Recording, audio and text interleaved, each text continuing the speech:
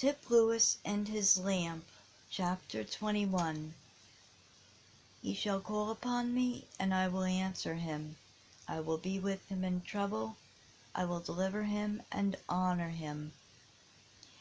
There were not many visitors in the next morning. It was too early as yet for any but the examining committee and a few very fond, very anxious mothers. Mr. Burroughs' hand was on the bell.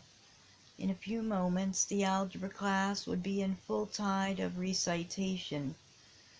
Ellis and Howard had their slates in their hands ready to start at the first sound, when Tip Lewis left his seat and made his way towards the stage. Mr. Burroughs looked surprised. This was entirely out of order, but a look at Tip's face made him change his mind about sending him back to his seat, and bend his head to listen to the few words that were hurriedly whispered in his ear. Then he looked more surprised, hesitated a minute, and then asked, "Hadn't you better wait until noon, and I can detain the scholars a few minutes?" "No," said Tip, shaking his head and speaking earnestly. "I'm afraid if I wait until noon I shan't do it at all." "Very well," Mr. Burroughs answered finally. "Scholars, one of your number tells me that he has something of importance to say to you. We will wait and hear him." It was well for Tip that he was a bold boy, that every day of his life had been such as to teach him a lesson of boldness, or else his courage would surely have failed him when he felt the many curious eyes resting on him. As it was, his face was scarlet when he turned it away from the desk and towards the boys. Yet he spoke promptly, as he always did when he spoke at all. I want to tell the boys that I am sorry for yesterday. I suppose they all know what I did. I got awful mad, and I said a dreadful word. I didn't think I would ever be so wicked again. I feel awful about it.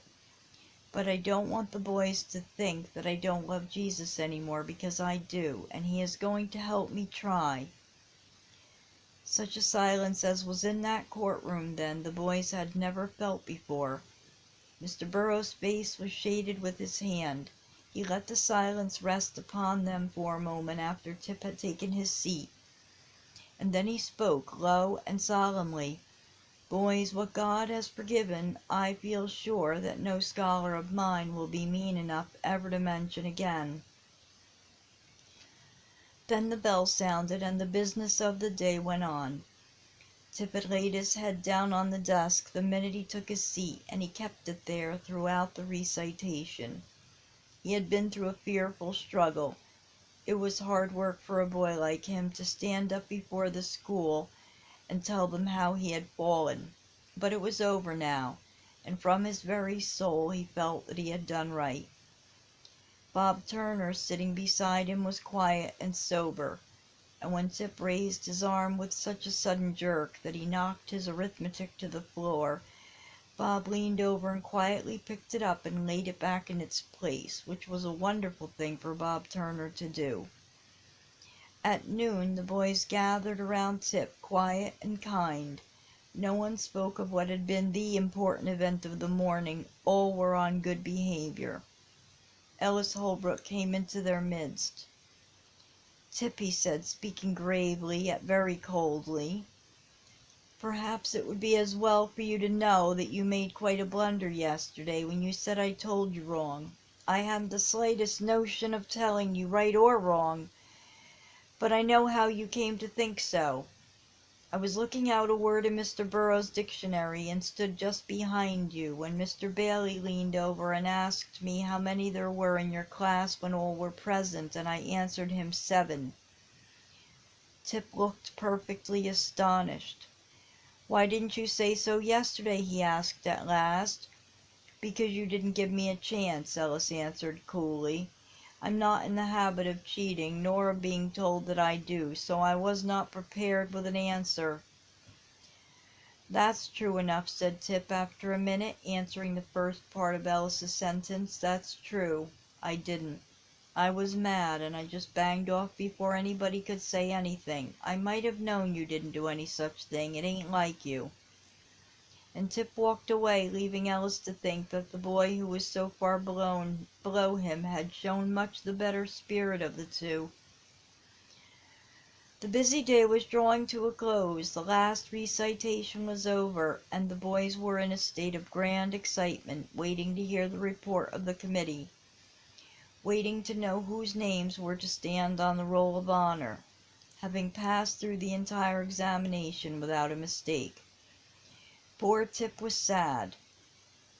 Yesterday morning he had felt so sure that his name would have an honorable place, and to him it was so much more exciting, because it would be for the first time. How hard he had worked, and now it was all lost. Stupidly lost, too, he said to himself, over an example that he had done a dozen times. And he drew a heavy sigh, and roused himself to listen to the report.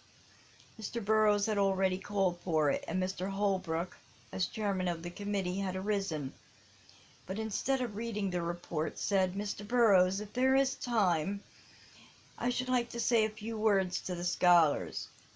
Boys, you were all listeners to Edward Lewis's examination yesterday, and I presume you know better than I do how hard he has worked.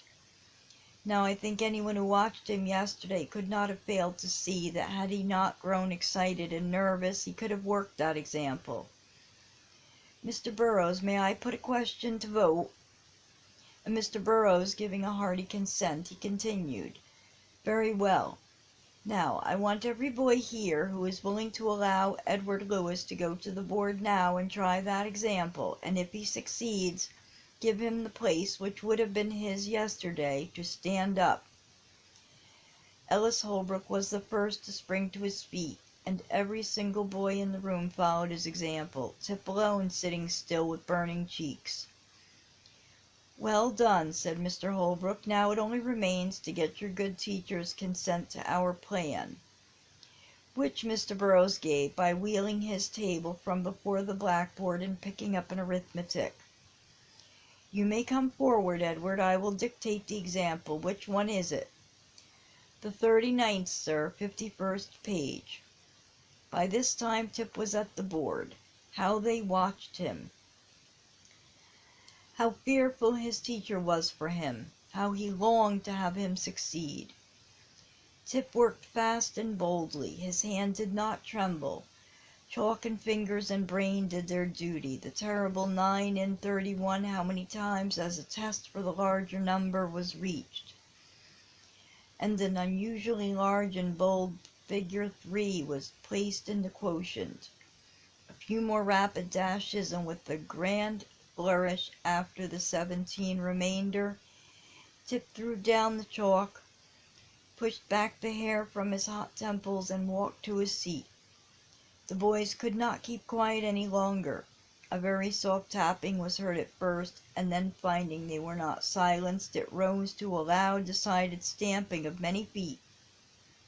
But Mr. Holbrook was on his feet again, and they were quiet directly, for the report was finally to be read.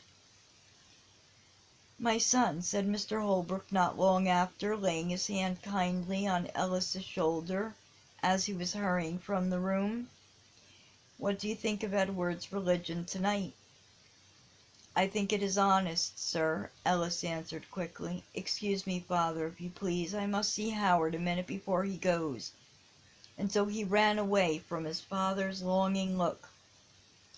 As for Tip, he borrowed from Howard Minturn a copy of the village paper, which came out a few days after, and read the report of the examination, read the sentence, and among all the pupils, perhaps no one among them has made more rapid or astonishing progress than has Edward Lewis. Then, while the twilight deepened, he turned eagerly to the next column, which read in this way: Roll of Honor, being an alphabetically arranged list of those who passed the entire examination without making an error: Will Bailey, Ellis Holbrook, Harvey Jennings, Edward Lewis.